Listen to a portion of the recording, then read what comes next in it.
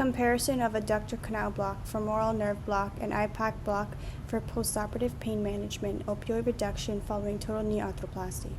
Overall evidence appraisal and translation, NGR 7940, Florida International University, Department of Nurse Anesthesiology, Dr. Campbell and Dr. Bell, graduate faculty.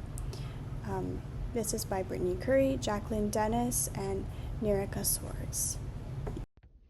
Post-op pain after total knee arthroplasty remains a significant clinical challenge despite advances in multimodal pain management.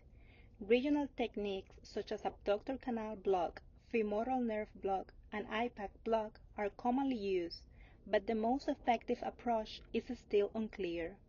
This is highly relevant to CRNA practice because we perform these blocks as part of the anesthesia plan, but without an evidence-based or a standardized protocol, patients may experience inconsistent pain control, increased opioid use, delayed mobilization, and prolonged recovery. DNP Step 2 Practice Question. In patients undergoing total knee arthroplasty, what are the comparative effects of adductor canal block, ACB, femoral nerve block, FNB, and IPAC block on postoperative pain scores and opioid consumption? Our population is adults undergoing primary TKA, intervention, adductor canal block, ACB, alone or combined, comparison, femoral nerve block, FNB, and IPAC block. O is outcome for postoperative pain scores and opioid consumption. This PICO question directs evidence selection. Only randomized trials of adult TKA patients comparing ACB, FNB, and/or IPAC on pain and opioid outcomes were retained for appraisal. Our review found as a consistent finding that abductor canal block provides effective pain relief while better preserving motor strength compared with the femoral nerve block.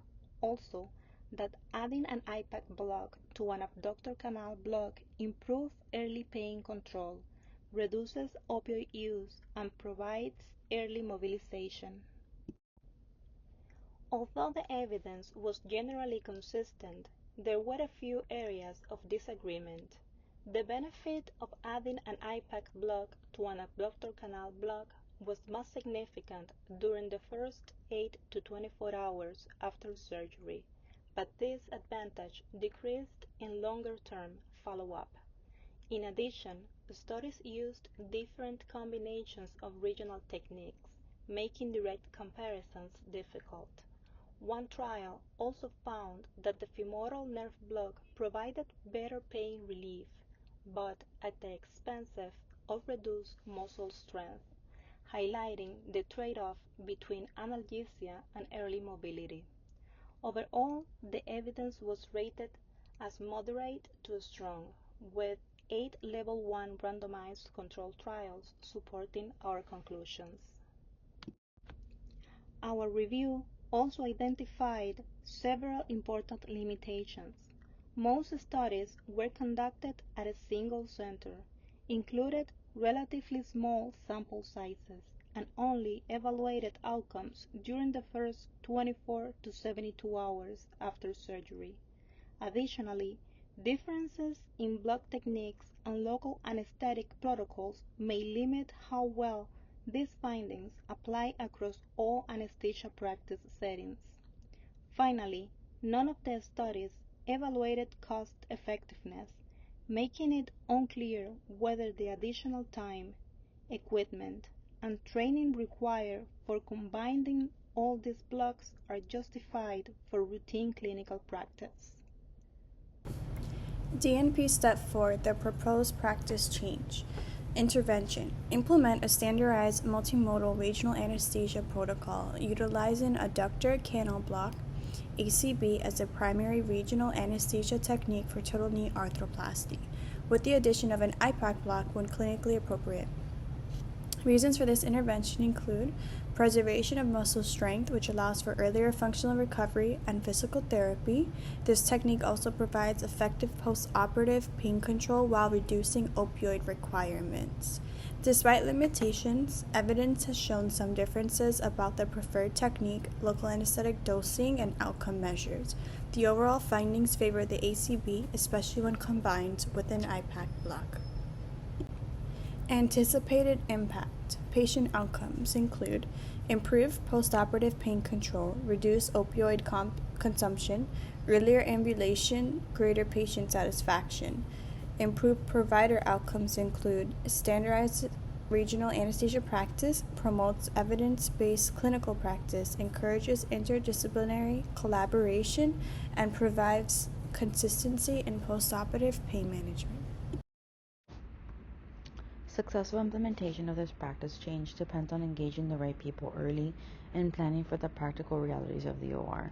Our key stakeholders include the CRNAs and anesthesiologists who will perform the blocks, the orthopedic surgeons who buy-in is essential, perioperative and PACU nurses managing recovery, physical therapists tracking and functional outcomes, pharmacy for local anesthetic supply, and hospital administration for resource approval.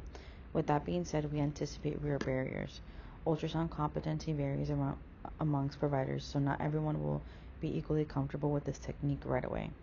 Adding a block also means added time within an already tight OR schedule, and we'll need to confirm equipment and supply availability. Where surgeons currently perform their own blocks, getting their buy-in for a CRNA-led ultrasound-guided protocol will take some relationship building. To support this change, we'll need the right resources in place. Ultrasound machines and block trays in hand, a reliable local anesthetic supply, and a standardized order set built into the EMR so the protocol is easy to follow consistently. Finally, education and training are critical to make this sustainable. That means simulation-based training on the ultrasound-guided technique, a formal competency checklist for CRNAs before they perform the block independently, and orientation for perioperative and PACU staff so everyone understands the new protocol and what to expect post-operatively. To determine whether our evidence-based practice change is successful, we will evaluate one primary outcome, one process metric, and one balancing metric. Our primary outcome is opioid consumption. Specifically, we'll compare the total morphine milligram equivalents used during the first 24 hours after total knee arthroplasty before and after implementing the standardized adductor canal block plus IPAC protocol. A reduction in opioid use would suggest that the intervention is providing effective postoperative pain control while supporting opioid stewardship. Our process metric measures protocol compliance. We'll track the percentage of eligible primary total knee arthroplasty patients who actually receive the standardized adductor canal block plus IPAC block. This is important because even the best evidence-based interventions cannot improve outcomes if it is not consistently implemented. Finally, our balancing metric evaluates for unintended consequences. While we expect improved pain control, it's equally important to monitor patient safety. We'll track block-related complications such as falls related to motor weakness, local anesthetics, systemic toxicity, also known as LAS, and block failures that require rescue and analgesia. Monitoring these outcomes ensures that improvements in pain management are not achieved at the expense of patient safety. Together, these three measures provide a comprehensive evaluation by assessing clinical effectiveness, implementation fidelity, and patient safety.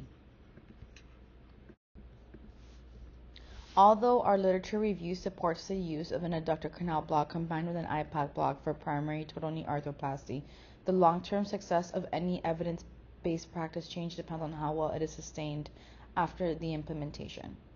To sustain this change, a block protocol should be integrated into standardized electronic medical record order sets so it becomes part of the routine workflow rather than relying on individual provider preference to use it. Ongoing competency assessments and periodic quality improvement reviews will also help ensure providers continue following the protocol consistently while monitoring patient outcomes over time. It's equally important to recognize when the protocol may need to be revised. If complication rates begin to increase, compliance with the protocol declines, or new high-quality evidence demonstrates that another regional technique provides superior outcomes, the protocol should be reevaluated and modified accordingly. Evidence-based practice should remain dynamic and adapt as new research becomes available. Finally, this literature review provides the foundation for a future DMP quality improvement. The next step would be to pilot implementation of the standardized adductor canal plus IPAC protocol, compare patient outcomes before and after implementation, and then evaluate both clinical effectiveness and cost effectiveness before expanding the protocol throughout the organization.